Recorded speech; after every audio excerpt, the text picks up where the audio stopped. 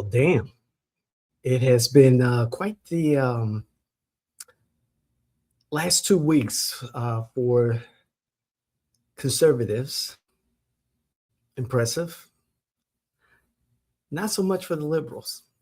And what I mean is, it's Friday, May 8th, and just read the news that the Virginia Supreme Court has struck down the Democratic gerrymander of their congressional districts for the three. And so that gerrymandered congressional map is kaput, been done. I'm still going to take it all in. I don't care for these immediate reactions without having all the facts, but it just popped up before I started this recording. And I wanted to start the recording a different way and talk about a recent podcast that I was involved in.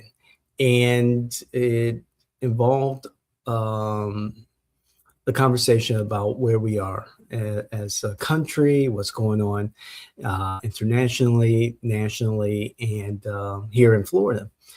And I thought about some other conversations, particularly from the liberals, about their perception of what's occurring and the perceived ills of the president of the United States, Donald J. Trump. And despite trying to move the conversations away from Donald Trump, our president, it always goes back to Donald Trump in regards to the liberals and the Democrats' plan of attack, or plan of strategy, their plan in general for the midterm elections and moving outward to 2028 and 2030. It was a lot of vitriol in regards to Donald Trump being the problems, being the cause of our problems here in America. Same people who are going overseas to travel, not for business, who are traveling throughout the United States, not for business. Same people who may have difficulty with the thought of paying $4.59, $5 for gas, but they still drive. Still go out. They still buy at the market. And I think to myself, if you pull away and get to the heart of the liberal conversation, the strategy seems to be about fear. To fear President Donald J. Trump, to fear those who support the president, to fear a path the American political economic system, to fear a path America is taking to become, I'm going to say it, great again. Despite the evidence, and I kid you not, intelligent, educated people, however emotional, despite the evidence looking them in the face, that the end is not anywhere close to being near. Despite the evidence looking in their face, there's got to be a reason to refute it. There's got to be a reason to find a fault with the facts.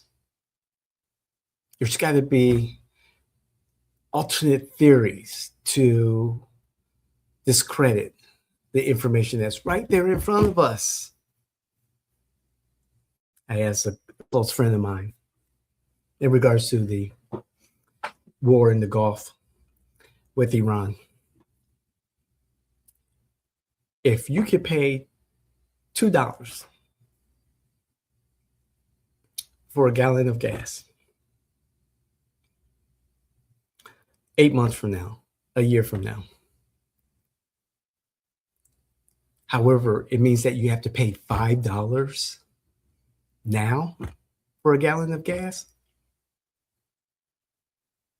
Would you continue to do that? Would you be in favor of paying $5 now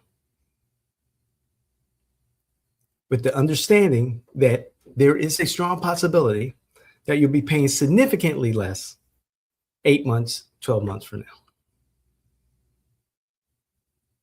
And the tongue tying and the twisting and nodding up to answer that question. And of course, my friend had to insert Donald Trump into the scenario. I said, no.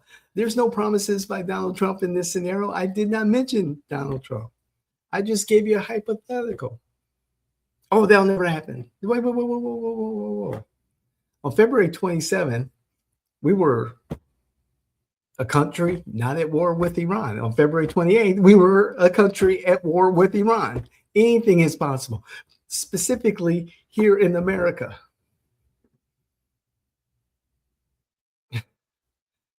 So, I'm thinking this literal doom scrolling to find something at fault with the direction this person is taking America. I'm not in agreement with everything that this administration is doing. What I am in agreement is taking the time to understand where we are as a country and to look at many resources. And maybe I have the time to do that than most people because this is what I do for a living. However, to be a better informed citizen and to share that knowledge and those facts with you, that's what I do. Again, I start my day very early in the morning with the New York Times. I end it with Promethean updates.